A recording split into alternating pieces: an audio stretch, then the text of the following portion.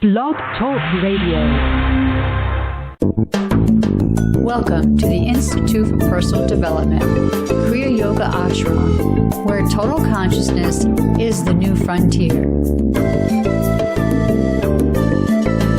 Kriya Yoga is union of the individual with the divine. Join us as we explore the practices to initiate this process. Good morning. Welcome to the Voice of Yoga. Let's talk consciousness. I am your hostess, Lisa Winton, and with me is Kenny Toy, also known as Swami Jayananda, founder of the Institute for Personal Development, located here in Hampton, New Hampshire. Good morning, Swami. Thank you for being here today. How are you? Good morning. I'm doing pretty good today. How about you? Well, I'm doing great today, too. Thanks for asking. And we'd like to thank you all for tuning in. Today on the Voice of Yoga, we will talk about the function and activity of divine truth in consciousness. Listen as we discuss how truth dispels ignorance or error in the same way light overcomes darkness. In this show, we will explain why Mary Baker Eddy wrote, "For Jesus to walk the water was scientific, insomuch as he was able to do this. But it is neither wisdom nor science for poor humanity to step upon the Atlantic until we can walk on the water." That's from Miscellaneous Writings, page 359, line 15. Listen as we explore the mental, material, good, and evil world of energy viewed from a spiritual perspective. Welcome to the Voice of Yoga. We are talking consciousness. Join the Kriya Yoga Spiritual Advance to get the light in your soul and live under the protection of divine law. So the title of today's show is Revealing the Nothingness of Evil. Boy, all those words seem to have this need to be unboxed. Where do we start? Yeah, at first it seems like a joke. There's no evil, just a sarcastic remark. We only have to look at the news, read a paper, go to a hospital to prove the statement wrong. Yet when you read the Bible, Jesus tells us in Matthew 5:39, "But I say unto you, that ye resist not evil, but whosoever shall smite thee on the right cheek, turn to him the other also." Was he mad, or did he know a better way? Mary Baker Eddy tells us to make sure we know the principle before we trust it. Divine truth dispels error or ignorance in the same way light overcomes darkness. So let's look at this. How does light overcome darkness? Darkness isn't an opposing power to light. It is the absence of light. And therefore, evil isn't an opposing power to good, but the absence of good, which can be also understood as the absence of God or divine truth. Now, one thing as you start on this is you realize there's really not much power in the words. Just saying this stuff, even believing in it, doesn't go far enough, that this divine principle must be, as Mary Baker Eddy said, understood. We really have to live in divine truth. We have to know ourselves to be immortal and understand ourselves to be so. And how would you know that you had this divine truth in consciousness if you weren't proving it? And so when Mary Baker Eddy cautions humanity that to step off of the boat without being able to walk on water isn't wisdom or science, she's really trying to help us out. But by the same token, there's a lot that has to be in place before you're going to be able to demonstrate divine law with scientific certainty. Well, I'd like to talk about a couple of the words in the title, and the first one is the word revealing. And we've used that word a lot, like we would say in other shows, healing is a revealing. Can you talk to us about that a little bit? Yeah, for divine science to work, you have to have a principle, the law, the rule, which is Divine truth is all. All is absolute goodness. And to be conscious of this is very different than thinking about it. But all healing is just the revealing of this divine creation, which is being veiled by the mental material concept, this world of energy, this good and evil world of form that we are accepting and thinking this is real. So we're basically hypnotized. We're in this dream state, and we believe we're finite mortal beings. And then to finally be awakened out of that false sense of consciousness has an evidence procedure. And that was the message of the Christ. Heal the sick, reform sinner, raise the dead. Divine truth and consciousness dispels the false mental material concept about life. That's why in the Bible it's written, ye are dead and your life is hid with Christ in God. We're in the wrong self. My other question has to do with the word nothingness or nothing. And here we said nothingness of evil. Now, earlier you said evil isn't an opposing power to good, but the absence of good. So in other shows, we have talked about, or in your teachings, we have talked about the void, the nothing, meaning spirit or God. So you're saying the nothingness of evil, does this mean there is no evil because God is all? Am I understanding that to be true? Yeah, I think that's exactly what we're saying. In fact, when we use the labyrinth, know thyself, nothing in excess. Now, to mortal sense, we interpret that to be anything in moderation. But really what it means, nothing, the void, which is the omnipresent, invisible, intangible, divine principle of eternal life. Now, this divine principle does not report in the material mind. Therefore, it appears as nothing. But it's the nothing out of which everything comes. It's not just the absence of something. The divine creation is functioning. It's right here and it's right now. That's why in her paper, Body, Mary Baker Eddy makes the statement for those who have eyes to see. Once we come out of our mortal sense of self and we stop forming thoughts and opinions based on the information coming through the material senses, and we've activated spiritual sense, once we have attained this resurrection consciousness, and we are now seeing things the material senses do not see, then we pierce through the veil and we now know the truth. And you know the truth because you're experiencing the absolute goodness of the divine principle. And that's where I find a lot of times you have people saying that they're spiritually awakened, and yet they're still dealing with problems. They're still working out their salvation, which for me, it kind of comes down to a lot of times we identify these lesser experiences with true mystical states of being. The term in Kriya Yoga is avidya, ignorance. We're still living in sin, so to speak. We aren't living under the influence of the divine principle.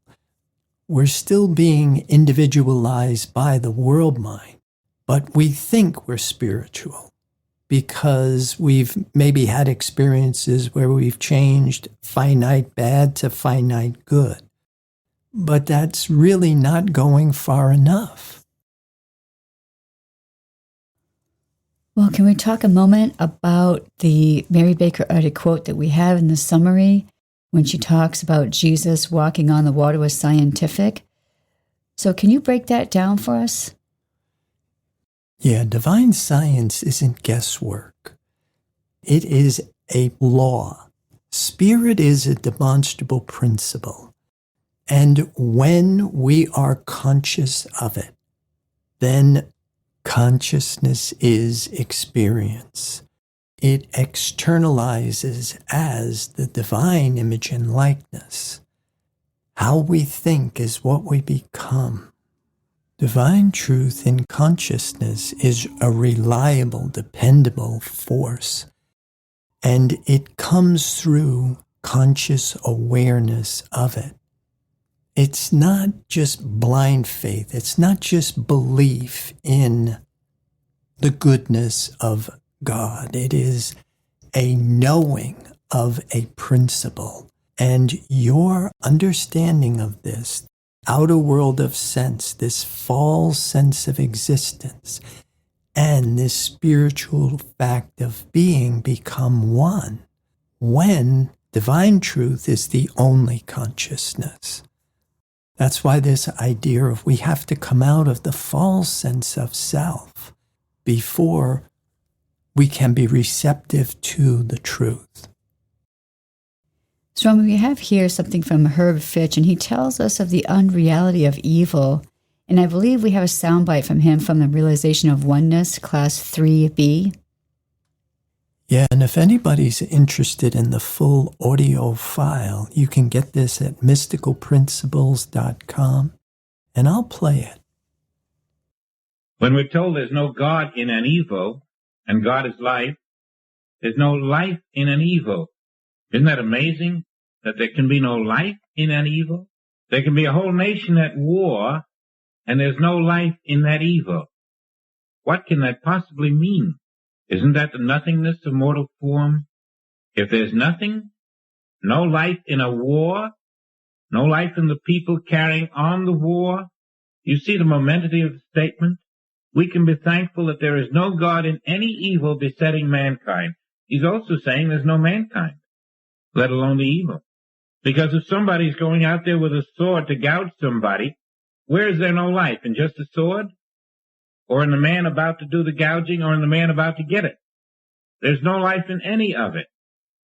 You can't just take a little piece out and say, this is the part without the life. You see how the statement is veiled. There's no God in any evil besetting mankind.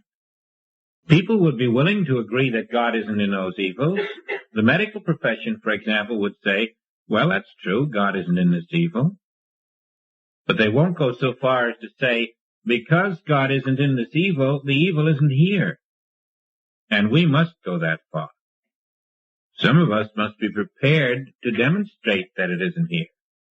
In our own lives, in the lives of those around us, and whoever may come to you and say, I feel a light in you that can help me. There is no God in any evil. And this is the statement that evil is non-existent. When we have removed God from them, we have removed the substance from them. They begin to destroy themselves. They begin to dissolve. When you remove God from any evil, you have removed its substance. But how can you do that? How do you remove God from an evil? By the knowledge that God isn't in that evil, that it has no life. But can you say it has no life and still fear it, and still try to dodge it, and still try to overcome it, or do you resist not? If it has no life, are you going to resist it, and thereby believe it does have life? Now, what is an evil? Not just a horrible man making a face at us. An evil is a condition that is unlike God. Some condition that you would normally want to get rid of. And you find now through this revelation that there's nothing to get rid of except the belief that you have such an evil. Why? Because God isn't in the evil. God is in you as your life. The only reason that was evil to you is because you had not been in the consciousness that you are divine life. Yeah, it certainly takes a little getting used to this idea of educating thought up to spiritual apprehension. But eventually you start to realize there's no life, truth, intelligence, or substance in matter. And you stop sowing to the flesh, and what was invisible and intangible before is now bigger than life itself. Well, we're going to pause right here to hear a word from our sponsor. Listeners, we'll be back with you in just a few moments. Kriya Yoga Theory 2 is a unique and revolutionary practice and forum designed to facilitate the growth process in human development. Apotheosis is a real experience and has an evidence procedure. You cannot lead someone to permanent change by doing for them what they must do themselves. Personal accountability and responsibility are the foundation of Kriya Yoga Theory 2. You must be engaged and devoted. Prana power brings virtue to overcome fear, wisdom to overcome ignorance, purpose to overcome selfishness, enthusiasm to overcome laziness. Kriya Yoga is a path of action, knowledge, and devotion. These sessions are a celestial positioning system to guide the individual into union with the divine. For more information or to sign up for your next session online, go to www.ipdtransform.com. Namaste. Welcome back. For those who are just joining us, you are listening to The Voice of Yoga, and we are talking consciousness. So, Swami, it seems like Herb Fitch is really wanting us to learn how to rest in this understanding that a mortal life is the only fact of reality. Yeah, and to continue with the lesson, we have another soundbite from Realization of Oneness, Class 14B, and I'll play this. When we did the chapter No End, there were certain selections not discussed, and they're going to be our prelude to the selections taken from Resting in Oneness. Now, these are from No End. They're important because Christ standing at the tomb of Lazarus is saying, only God is. There's no God and a dying Lazarus. There's no God and a lack. There's no God and a disease. There's no God and anything but God. There's no God and a mind that perceives iniquity. Awareness of the Christ life, there's no God and. All that can exist is that which is divine. All that can exist are the qualities of divinity. We don't have to make them become here. We don't have to make them function. That is all that exists now. And in your acceptance of identity, that is all that exists to you. So, what are you still seeking? If you're still seeking, Lazarus isn't liberated in your consciousness. If there's a you that still seeks, that should be a sign to you that you're stepping out of identity. The Son of God has nothing to seek. The Son of God accepts. There is no God in. But don't you see, it's not just a matter of hiding from the things that you want and saying, I don't want them or I don't need them. It far transcends that. In the acceptance that I am the Son of God, you are given the priceless truth that all that the Father hath is yours. The life of Lazarus, who was dead, was not visible, but it was there. All that the Father hath is not visible, but it is here. And it comes forth when you are that life. When you are not separating yourself from that life and insisting that there is a life that you are which needs something. The life of God needs nothing. You see the opportunity when you can know that you are the life of God? When you need something, you're denying yourself to be that life. You're dividing yourself from it. You're in the mind that does not know the life of God, and therefore it seeks something. Stop your seeking. Stand ye still. No, but I am the life of God, and all that the Father hath is mine. It must be invisibly present, just as the life of Lazarus was present, where the world thought him dead. All that I have sought is present right here, where my human mind cannot perceive it or experience it. Yeah, and to continue a little bit further with this lesson, I have something else from Realization of Oneness 14b, and I'll read it. This call is from a woman who is in the human mind, and she's suffering from it. And in that human mind, she has a false sense of self. And that's what she's suffering from. She doesn't know she's the child of God right now. End of quote. Evil is the absence of divine truth, but we must be conscious of divine truth to dispel the false sense of evil. How do I know what I'm calling divine truth is divine truth? Well, the answer is it dispels evil. And until we are conscious of divine truth, we walk defenseless among these false evil forces that seem to kill us. Swami, I was reading this morning from Joel S. Goldsmith, a book entitled Consciousness Unfolding. And I was going to read a little bit of it. And he says, "It is a conscious process which takes place in your consciousness. And whatever takes place in your consciousness will externalize itself in your experience." End of the quote. And I like that because it kind of dovetails everything that we've been saying, and especially the phrase that we use, consciousness is experience. Yeah, exactly. We can use experiences to determine what we are conscious of. What reveals the nothingness of evil? The omnipresence of divine truth dispels the false appearance of the mental material concept or recreation. There isn't a mental material universe in the light of spiritual truth. Spirit is one. It is all in all. And it is absolute goodness without opposite. Just like you can't have darkness and light in the same place, there can't be personal sense and divine truth in the same place. Spirit can't be divided or adulterated in any way. Spirit is all, and never affected by the mental material world of energy.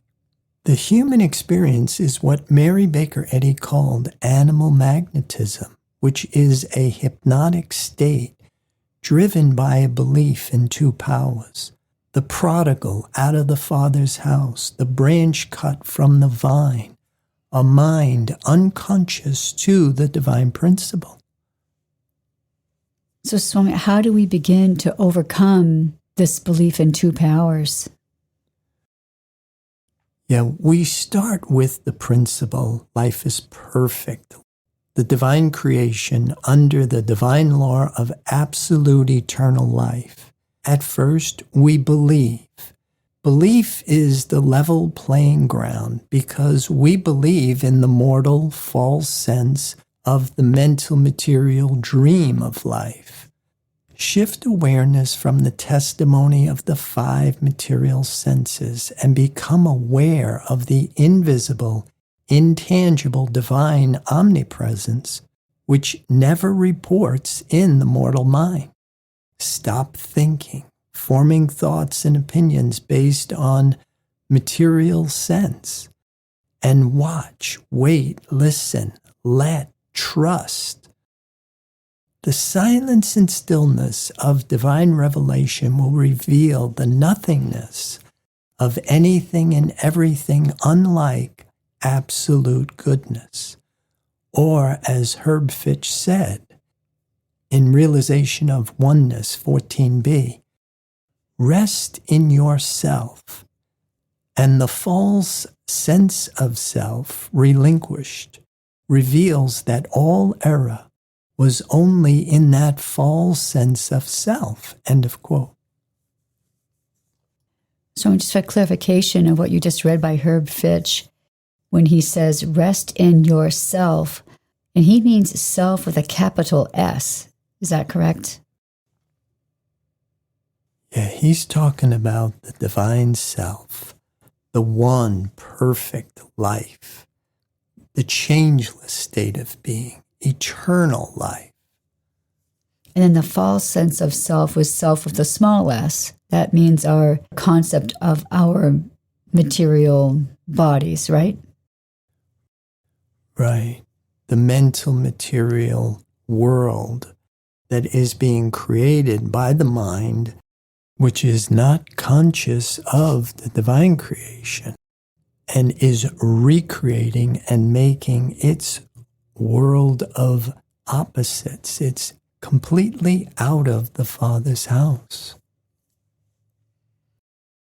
Well, I think we have some other symbolism from the Bible that we could use to kind of help explain what it is that we're talking about. Did you want to discuss the resurrection of Lazarus? To use the symbolism of the resurrection of Lazarus to help us understand what we are doing, I'll unbox it. Lazarus is the purified human consciousness. Martha is the physical appearance of matter and belief we call body. Mary is the form and concept we call finite mortal mind. Jesus is Christ, the saving aspect of truth. The sisters write Jesus to alert him, symbolizing a stirring in the mind-body complex seeking the divine self. Lazarus is put in the tomb. The false sense of self must be buried in the silence and stillness of divine revelation before Christ can come to the purified human consciousness. Martha greets Jesus. Matter and belief are attuned to the divine idea. Martha goes within and gets Mary. Form and concept are attuned to the divine idea. Martha and Mary reveal Lazarus to Jesus, and Christ comes to Lazarus and calls the purified consciousness out as the risen Christ. The joining of spirit with truth brings the light of divine truth, revealing the nothingness of anything unlike divine perfection. And on a very simple level, we train the mind to serve spirit, and we train the body to serve the mind with that spiritual image internalized. Now, I know we've been talking a lot about Lazarus, and I find that what's very interesting is the Lazarus that goes into the tomb is not the same Lazarus that comes out of the tomb. Can you tell us a little bit more about that? Yes, the caterpillar goes into the chrysalis and comes out a butterfly. When you put the mortal sense of self in the tomb, it is the Christ that emerges. The ascended consciousness, spiritual identity, where you are no longer separate, but you are one with the divine creative principle. In fact, Herb even points out when they first rolled back the stone, there was this odor that was coming out, and then it was never mentioned again. As he stepped out of the tomb and he was in the grave clothes, there was no more mention of any odor. The idea of a transformation must happen. It's not just an academic, intellectual accomplishment. There must be tangible evidence, because when you are in your soul body, it must be different than your corporeal material body. So, Swami, so once again, Jesus demonstrates the nothingness of this belief that we have, in this case, the death of Lazarus. Yeah, that's the message of the Christ, to prove the nothingness of the entire mortal sense of existence, which is a false sense of existence. Well, it's that time to end our show for today. So listeners, be sure to visit the website, www.ipdtransform.com. On any of the pages, if you scroll down, you'll see several buttons there that you can select to further your understanding. And with that, Swami, any final thoughts about today's show? Well, I would like to encourage people to join the Kriya Yoga Spiritual Advance, to get the light in your soul, and live under the protection of divine law. Namaste. Thank you for listening to our program, The Voice of Yoga. This is Lisa Winton, along with Swami Jayananda, signing off. Have a wonderful Kriya Yoga kind of day. Namaste.